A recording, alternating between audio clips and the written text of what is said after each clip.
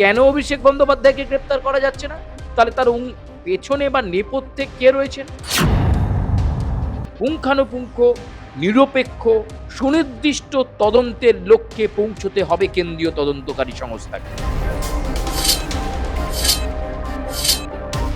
বাংলার চিকিৎসা ব্যবস্থাকে কি উন্নত করতে পারেনি তৃণমূল সরকার?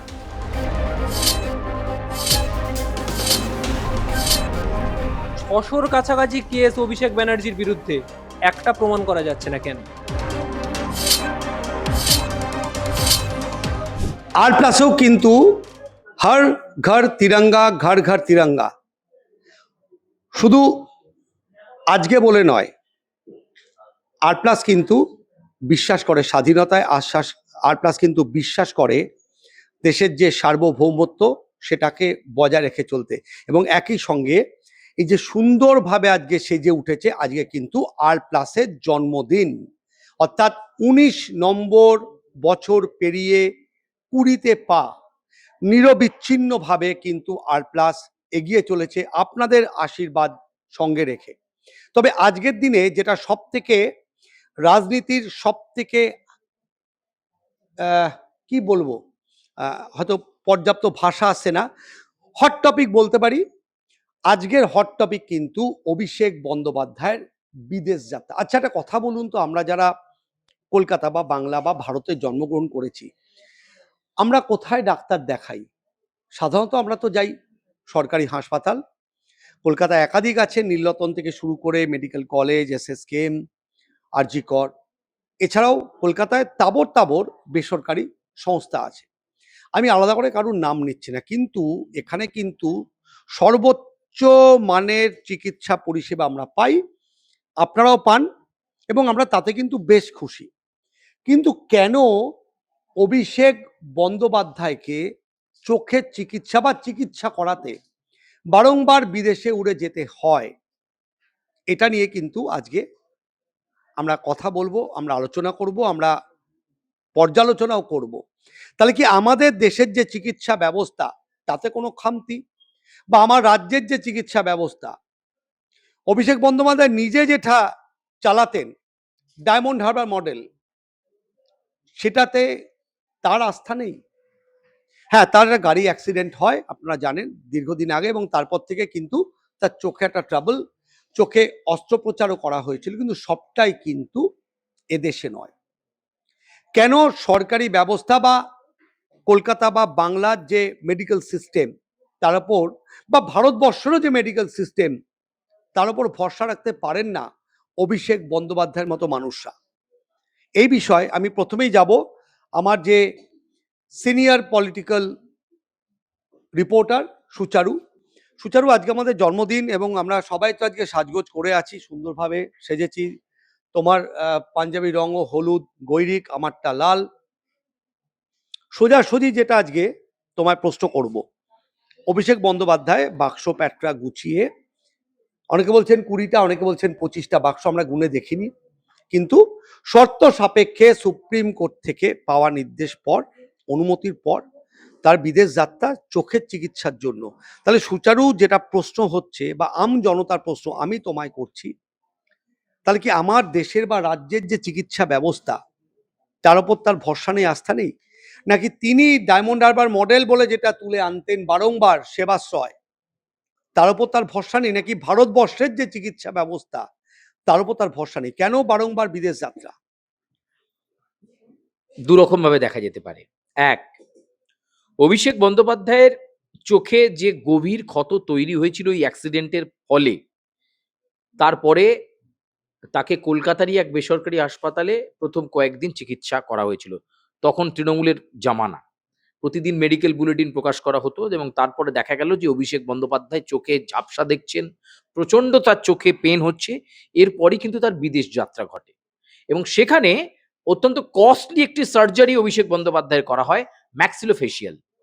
সেই সার্জারি করার পর থেকে তাকে নিয়মিত একটা নির্দিষ্ট সময় পর্যায়ে তাকে যেতে হয় বিদেশে চিকিৎসা করানোর জন্য। এটা একটা দিক, এবং সেই সময় হয়তো হয়ে এসেছিল, সে কারণে সে বারবার আদালতের দৃষ্টি আকর্ষণ করছিল যে আমাকে বিদেশে যেতে হবে। চোখের সমস্যার জন্য আবার আমাকে যেতে হবে, ট্রিটমেন্ট করাতে হবে। এর আগেও একাধিকবার গেছে এবং অভিষেক বন্দ্যোপাধ্যায়ের বিদেশ যাত্রা নিয়ে একাধিকবার আলোচনা হয়েছে। দ্বিতীয় যে বিষয় উঠে আসছে যে এই যে যখন তৃণমূল কংগ্রেসের সরকার রয়েছে যশবন্তদা, ঠিক সেই সময় অভিষেক বন্দ্যোপাধ্যায় সবে উঠছেন রাজনীতিতে, তৃণমূল কংগ্রেসের রাজনীতিতে ইউবা নেতা হিসাবে তার সবে উত্থান ঘটছে। ঠিক সেই সময় সিঙ্গুরের কাছে কেমিক্যাল ফ্যাক্টরির সামনে একেবারে মূল রাস্তার সড়কে তার কনভয়, সম্ভবত আমি খুব ভুল না বললে মুর্শিদাবাদ থেকে তিনি সফর করে ফিরছিলেন। তার কনভয়ের পেছনে ছিলেন মানস ভূঁইয়া, এছাড়াও আরো অনেকে ছিলেন। ফেরার পথে দেখা যায় যে কনভয়ের মধ্যে এই ঘটনা ঘটে যায়। কিছু কমিউনিকেশনের অভাবে অভিষেক বন্দ্যোপাধ্যায়ের গাড়ি উল্টো পাল্টি খেয়ে যায়, ভাঙা কাঁচ অভিষেক বন্দ্যোপাধ্যায়ের চোখে ঢুকে যায়। এর পরের দিন অর্থাৎ একেবারে অকুস্থলে, আমি তখন এই চ্যানেলের প্রতিনিধিত্ব করতাম না, অন্য একটি চ্যানেলে ছিলাম, সেখানকার এডিটার আমাকে বলে যে অকুস্থলে যাও এবং দেখো যে ঘটনা কি ঘটেছে। রিপোর্টিং করতে গিয়ে আমরা দেখেছিলাম যে সেই রাস্তায় কোনো অবস্ট্যাকেল ছিল না যশবন্তদা, সেদিনে যে রাস্তা দিয়ে অভিষেক বন্দ্যোপাধ্যায় আসছিলেন। এবং তিনি সেই সময় দলের সুপ্রিম লিডার না হলেও একটা গুরুত্ব তিনি পেতেন।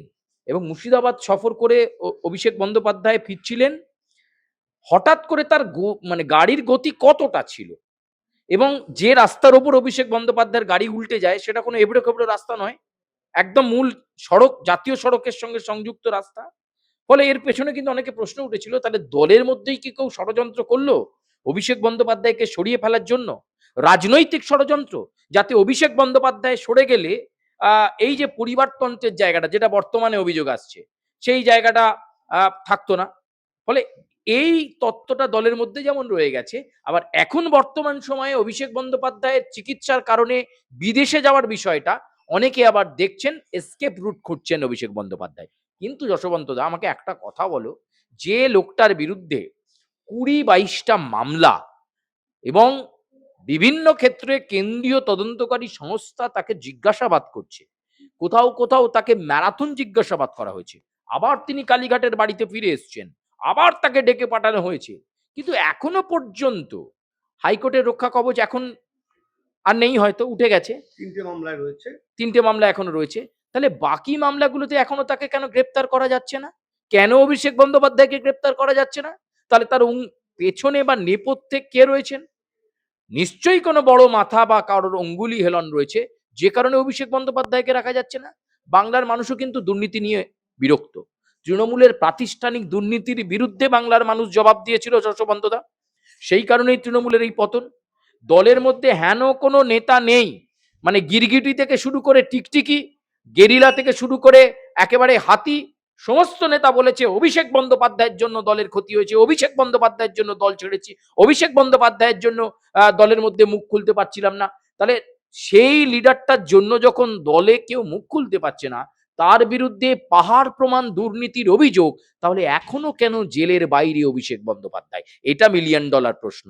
এক্ষেত্রে সেই বিদেশ যাওয়া বা তার এই বিদেশ সফর এবং সেখানে এসকেপ রুট খোঁজা আছে কিনা আমি জানি না, কারণ অনেকগুলো বিষয়ই সাবজুডিস ম্যাটার, সেই ম্যাটারে মন্তব্য না করাই ভালো। তবে রাজনৈতিক বিশ্লেষকরা এই প্রশ্নটা কিন্তু আবার তুলতে শুরু করেছেন যে এখন ডাবল ইঞ্জিন সরকার, কেন্দ্রে বিজেপি, রাজ্যে বিজেপি। ফলে ডাবল ইঞ্জিনের সময়ও যে লোকটার বিরুদ্ধে এতগুলো অভিযোগ এবং বিভিন্ন দুর্নীতিতে অভিষেক বন্দ্যোপাধ্যায় মাথা, একথা বলা হচ্ছে, তদন্তকারী সংস্থার হাতেও সূত্র রয়েছে যে অভিষেক বন্দ্যোপাধ্যায়ের নেতৃত্বেই প্রাতিষ্ঠানিক দুর্নীতি হয়েছে, তাহলে সেই লোকটা এখনো জেলের বাইরে কেন? রাদার সুজিত বসু জেলে, জ্যোতিপ্রিয় মল্লিককে জেলে যেতে হয়েছিল, বেল পেয়েছেন পরে, অনুব্রত মণ্ডলকে জেলে যেতে হয়েছিল, বেল পেয়েছিলেন পরে, তারা প্রত্যেকে বলেছেন অভিষেক বন্দ্যোপাধ্যায়ের জন্য জেলে যেতে হয়েছিল। আবার আমি বলবো, তাহলে অভিষেক বন্দ্যোপাধ্যায় জেলে নেই কেন? তার এই বিদেশ যাত্রা, এই অমুক তোষক করে আবার একটা মানে খবরকে উদ্রেক করে দেওয়া, আবার একটা বিষয়কে সামনে না করে, আমার মনে হয় পুঙ্খানুপুঙ্খ নিরপেক্ষ সুনির্দিষ্ট তদন্তের লক্ষ্যে পৌঁছতে হবে কেন্দ্রীয় তদন্তকারী সংস্থাকে, যাতে করে প্রমাণ করা যায় যে কোন কোন দুর্নীতির সঙ্গে মিস্টার এ বি যুক্ত রয়েছেন, অভিষেক বন্দ্যোপাধ্যায় যুক্ত রয়েছেন। সেই প্রমাণ আগে জোগাড় করতে হবে, তবে তো তাকে তুমি যদি আমি তোমার বিরুদ্ধে বলি যে যশবন্তদার বিরুদ্ধে দুর্নীতির অভিযোগ আছে, তোলাবাজির অভিযোগ আছে, আই হ্যাভ টু প্রুভ, আমাকে তো প্রমাণ করতে হবে। আমি তোমার বিরুদ্ধে প্রাতিষ্ঠানিক দুর্নীতির অভিযোগ করছি, অথচ আমি প্রমাণ করতে পারছি না। যতক্ষণ না আমি প্রমাণ করতে পারবো, তুমি বাইরেই থাকবে। এক্ষেত্রে আমার মনে হয় যে বিদেশ যাত্রা নিয়ে নতুন কোনো দৃষ্টিকোণ না দিয়ে হয়তো সে তার চোখের চিকিৎসার জন্যই যাচ্ছে। এখন তো ইলেকশন হয়ে গেছে, পাওয়ারেও নেই। আর অভিষেক বন্দ্যোপাধ্যায়কে যদি কোনো সময় দরকার হয়, সে তো লুক আউট নোটিশ জারি করে যে কোনো সময় যেখান থেকে তাকে খুশি মানে টেনে হিড় করে কেন্দ্রীয় তদন্তকারী সংস্থা টেনে আনতে পারে। সুজাত, অত্যন্ত ভালো দু চারটে প্রশ্ন করলে, খুব ন্যায্য তো, কারণ এই প্রশ্নগুলো তো উঠছে। তবে এটা ফ্যাক্ট, আমরা এবি বলতে যেমন বুঝি একটা রক্তের গ্রুপ, আমরা কিন্তু এদিকে এবি বলতে বুঝি আবার অভিষেক বন্দ্যোপাধ্যায়। আমি এবার রিককে জিজ্ঞেস করব যে রিক, সঙ্গত কারণে যে প্রশ্নগুলো উঠছে, তুমি যেহেতু পলিটিক্যাল বিট কভার করো এবং তৃণমূল বিটটা তুমি মূলত কভার করো, এত লোকের এত অভিযোগ, কোট আনকোট ভাইপোর বিরুদ্ধে বিষোদ্গার সাংঘাতিকভাবে দলের মধ্যেও, কিন্তু এই যে চোখের চিকিৎসা বা চিকিৎসার নামে বিদেশ যাত্রা, এই নিয়ে যে একাধিক ব্যক্তির একাধিক মন্তব্য, একাধিক তত্ত্ব উঠে আসা, আফটারঅল যারা আম পাবলিক তারা কি বলছে, কি পালস, তুমি যখন বেরো কথা বলো, কি বোঝো, কি বুঝতে পারো? সাধারণ মানুষ বলতে তাদের মধ্যে দুটো প্রশ্ন সব থেকে আগে আসছে। অভিষেক বন্দ্যোপাধ্যায়ের বিদেশ যাত্রার কি প্রয়োজন? ভারতের চিকিৎসা ব্যবস্থা, আমাদের দেশের চিকিৎসা ব্যবস্থা, এই বাংলার চিকিৎসা ব্যবস্থা 15 বছর শাসনকালে রয়েছে ক্ষমতায়, অ্যাক্সিডেন্ট তো হয়েছে প্রায় 10-12 বছর হতে যায়, চললো তো প্রায়।